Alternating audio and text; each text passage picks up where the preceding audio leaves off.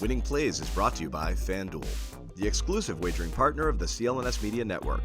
Winning Plays podcast on location at Las Vegas Summer League. My name is Brian Robb, joined by Souichi Terada, also of MassLive.com, as we record late night here in Sin City on a Wednesday night. The Celtics fresh off their first Summer League win behind a pretty impressive effort by Jordan Walsh. We'll get to that later. First things though, Souichi, we have some bigger fish to fry here. Brad Stevens making his first remarks to us here in Vegas late Wednesday night after the Celtics make a bunch of things official on Wednesday. The Grant Williams signing trade is done. The Kristaps Porzingis extension is done. Jaylen Brown's extension not done yet, but Brad Stevens feeling optimistic about it. Souichi, I think this is the biggest topic left for the Celtics here. What's your read on the comments tonight, and where how soon do you think this gets wrapped up here? Yeah, I think, like you said, he's optimistic, and I think that's pretty much how all Celtics fans are pretty much feeling about the Jaylen extension and everything like that. I'm sure it just, it's been well reported by you and elsewhere about the player options, incentives, and all those kinds of things. But yeah, I thought it was good that Brad was, even just saying optimistic, I think is a good thing, right? Because obviously you can't really say anything of substance just because of the way negotiations work and also league rules and all these fun things. But I think they're just pretty much going to figure it out in the next few weeks here. You've written about it a lot on MassLive.com, but that's pretty much it, B-Rob. Like, there's not really too much news in the sense of Brad talking about an extension he can't really talk about. So. Well, yeah, I think him feeling safe enough to say optimistic is to that's a guy who doesn't like to say stuff like off the cuff, if you will. So I was like, oh, okay. So like whatever haggling's being done here is not something that I think either side is going to be, willing to give in a little bit. And I guess it'll be interesting to see whether it's the player option, whether it's the trade kicker, whether it's incentives, etc. Like, it's gonna get done, and I'm curious to see which side gives a little bit on it, and because I think both sides probably feel like they have pretty good leverage on this front. Yeah, and obviously I think I've seen some Celtics fans maybe now want to give Jaylen the extension, but this is pretty much what you got to do, just asset management, roster wise, and everything like that. And I think, we don't have to go too in depth on this here, B-Rob, but I just think that Jaylen, like, the pendulum has swung a little bit too much the other way, right? Like earlier in the playoffs, 2023 is Jaylen better than Jason? And I was like, okay, let's cool it a little bit. And then by the end of it, obviously against, and I'm not going to say Jaylen played well against the Heat, right? He said he failed his team after Game 7. He did. But he's coming off a very good season, second team All-NBA. Sure, at times, right, there are going to be criticisms. His dribbling the past two series against the Heat in 2023 and 22 were not great. But at the end of the day, this is a 26-year-old guy who's a part of your team, your core, homegrown player, all these good things, and it just makes sense to sign him to an extension, right? Not necessarily, doesn't necessarily mean he's going to finish out the extension in Boston, right? That, like, 5 years is a very long time on top of this upcoming season. But like I said, just in terms of asset management, like, you got to kind of make that deal. So I think, like you said, optimism is always a good thing if you're a Celtics fan. And I think that's kind of how right? Like, if there was anything brewing, it would seem like there would be more smoke, but that doesn't seem to be the case through the negotiations through Summer League so far. Yeah, I mean, I think those are all good points, and especially in the playoff stuff, like the Heat series was easily maybe is like not his worst series of his like career, but pretty close when you look at the numbers there. And he did have a very good postseason up to that. And yeah, this is like the best case scenario for the Celtics is that like he plays out this contract in Boston because that means they won a title or two. And that gives you the incentive to say, okay, we got to keep these guys together. We'll just figure the rest out around them. And that's, of course, you try that first before you try anything else right now. So that's why he's signing that deal. He's getting that locked in. The Celtics are getting him locked in.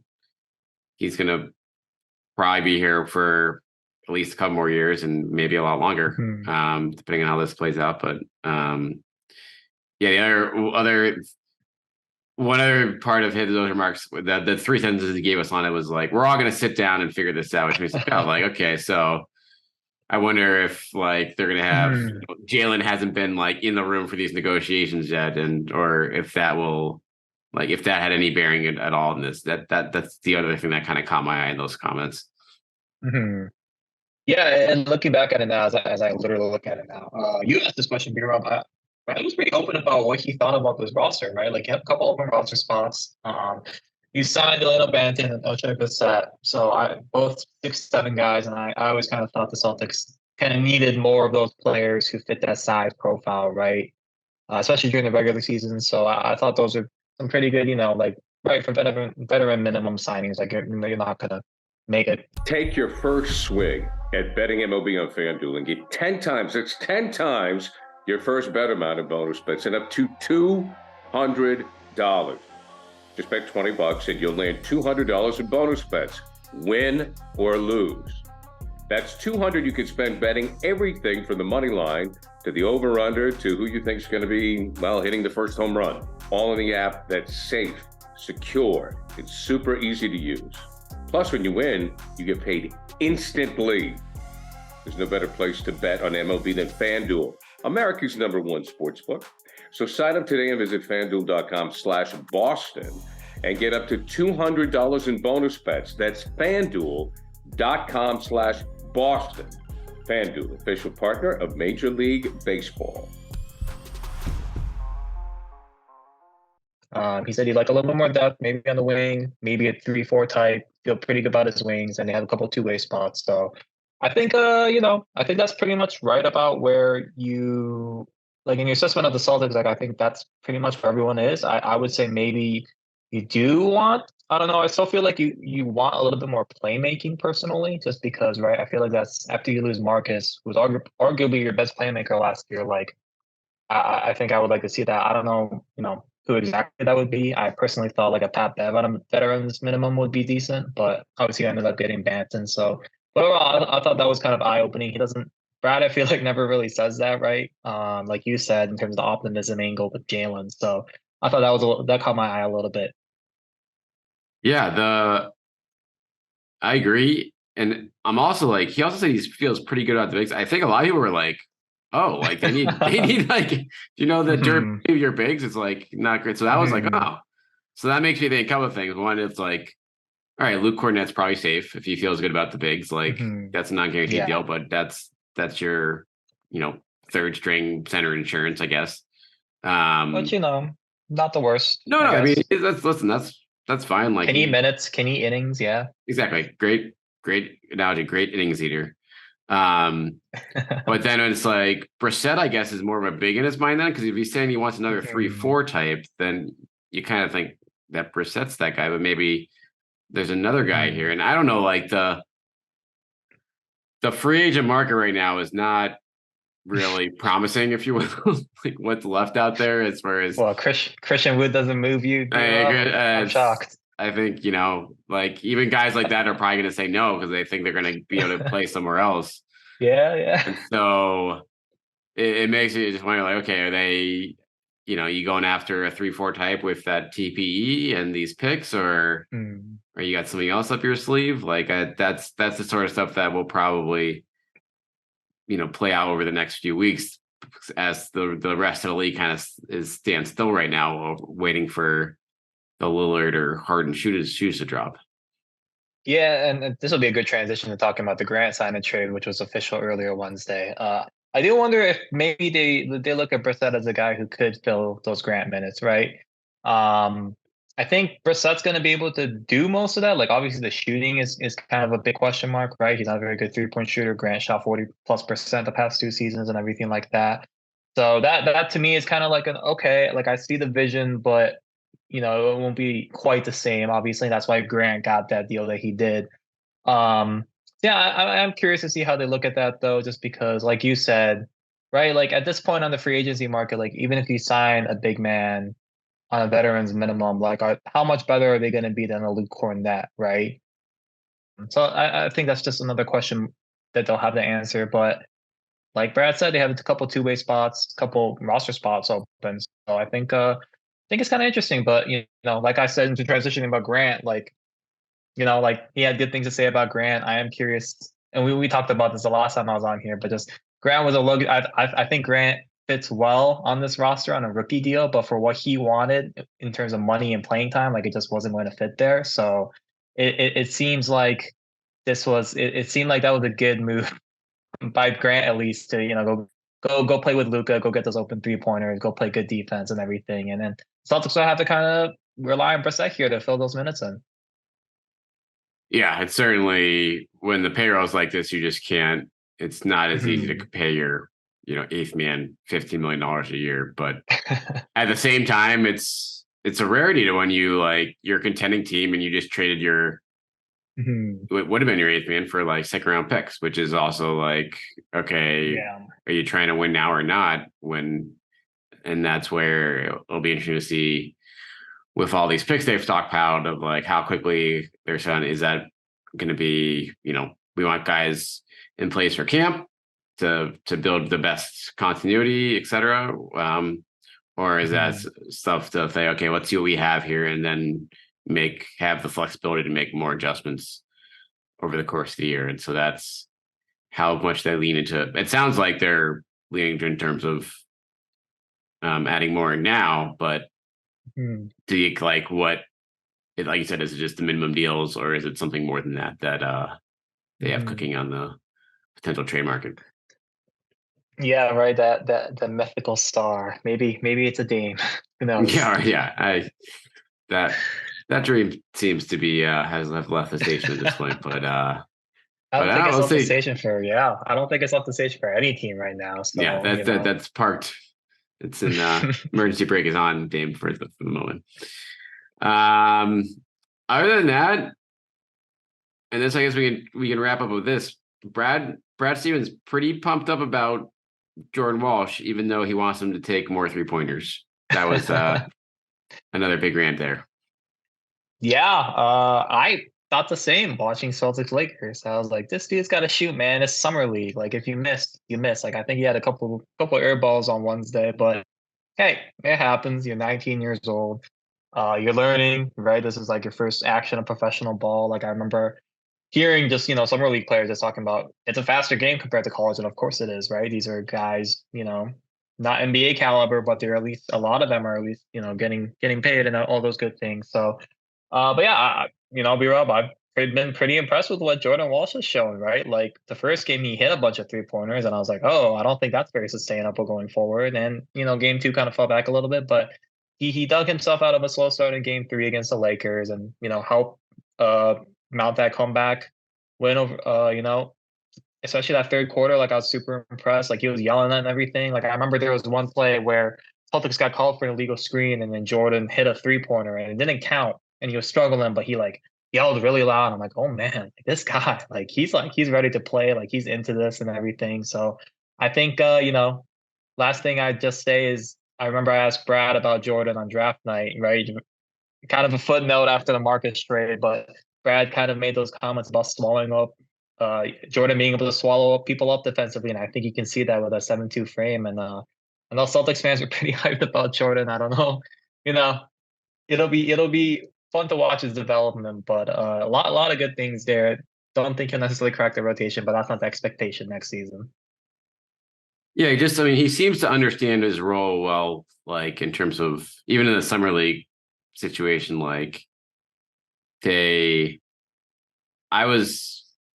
talked in the first half, and it's like it was just brutal stuff for him. But for him to dig himself out of that, like you said, and really just like do it in a bunch of different ways, whether it was, getting, he got the roll on 1-3 and then started hitting that more confidently, but it's just making a lot of just heady plays in transition or getting to the rim and things like that. So it's like, okay, if he can be, at least, not even respectable, but at least like hold his own offensively, the intangibles that seem to be there look like they'll be of use to the Celtics like sooner rather than later. And like you said, it's probably not going to be out of the gate unless, it's probably gonna need to be like injuries and stuff like that, like open the door for that. But with their wing depth right now, it's pretty much it for him, like off the bench. It's like if Tatum or Brown ever go down for a stretch here, like they're going to need someone in that kind of a size void to fill those minutes defensively. And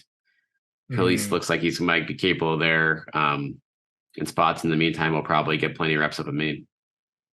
Yeah, and I've, like we said, like just Eastern regular season minutes, like flying around, diving on the floor, right? Like can't quite play him in the playoffs. That's kind of far-fetched and everything. Looking very, very much still looking forward and everything. But if he can make, an impact defensively in a handful of games in the regular season, like I think you're more than happy with that from the 38th pick. And consider this too, like I said, B-Rob, like he doesn't turn 20 until next March. Like this kid is young, right? Like he still has a lot more development in front of him. And I think that's what, is so exciting, former 5-star prospect and everything. And as of right now, it looks like a decent draft pick, especially, a little, top 10 in the second round and everything. But like, it seems like there was a reason the Celtics had, made 4 draft day trades, and the only player they ended up with was Jordan Walsh that night.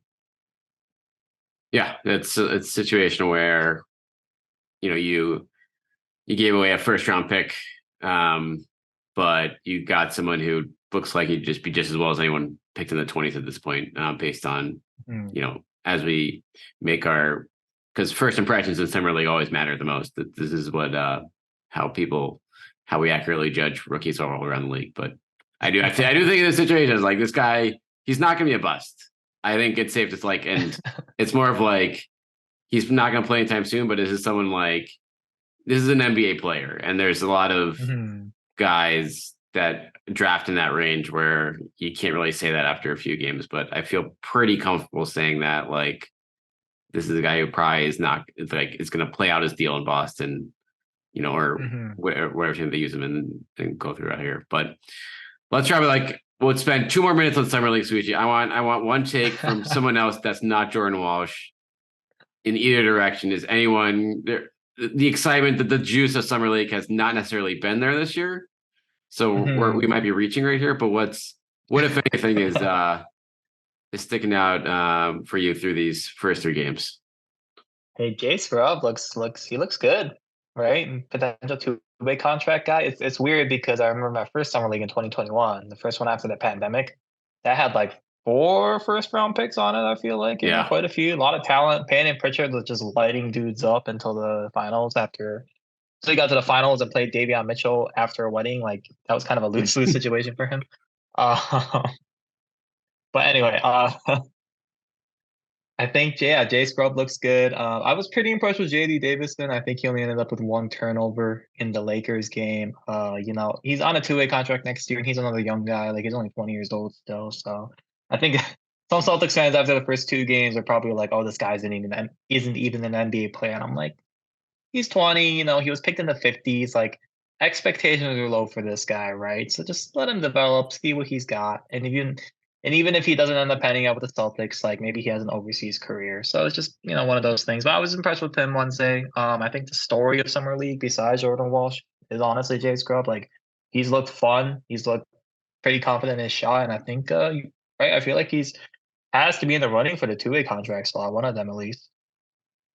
Yeah, I mean, that's a smaller wing type, but when you look at, you would think that with these 2-way contracts, like, okay, you got a guard, you probably want a wing, and then you probably want a big with them. Like, just in terms of to kind of cover your bases for the roster, since those guys, I mean, they can play 50 games, so you can, slide them up to the big club when you need them. But Scrub just look like Walsh has been solid, but like offensively, Scrub has looked like, has the most complete package right now as far as offensive game goes. And I'm with you. Like I would be very surprised if he doesn't get that 2-way deal unless they have their eyes on someone that's not on this roster. But he's certainly, if they're going to use this roster to fill up one of those slots, like I'd even take him over like, Champagne right now in terms of a guy, if he's probably not gonna make the 50-man roster, but I think Scrub probably looks like he can help you more. As far based on what both of those guys are doing in Summer League. Yeah, and Scrub's only 22, so it's, right. He's still plenty young, right? It's not like he's 26 or anything like that. I think Theo was pretty old last year, like pretty mid-20s, so maybe that's kind of very. I actually really like the extra Summer League, the extra 2-way slot, like you mentioned, B-Rob, just because it makes positional value in terms of that interesting, but it's just better to see young players get a shot in the league. I always think that's good. Plus, Yeah. who knows? Maybe they end up like a Sam Hauser and actually become a potential rotation player down the line. For sure. All right. Well, that's enough summer league talk for us. We've hit our quota. Make sure you're following. It's luckily Souichi and I are going to be skipping down soon in Las Vegas. We've seen enough these past 72 hours, and we'll be back in Boston, and we'll see again what happens on this Jaylen front, how soon this comes to be, and if Brad Stevens says anything else up his sleeve here. What's your final prediction here? Are we seeing any splashy trades to end the summer here, or are we just looking at a couple minimum signings? Oh man, I think the fact that you don't expect a Brad to make a move makes me think there will be a move. Some reverse psychology nonsense. Ooh, right? I like it. Just because I feel like with the Brad Stevens front office, whenever you think you're in the clear and you're in PTO in Minnesota, Kemba Walker just traded for Al Horford. So, right? That's just how it goes in the Celtics era. That's how they do. All right. Make sure you're following Souichi on Twitter at Souichi Terada. We'll be back with you guys next week as we put a bow on Summer League for good and see what the rest of this roster looks like. The CLNS Media Network is powered by FanDuel. Sign up at FanDuel.com/Boston and get in on the action with $200 in bonus bets guaranteed.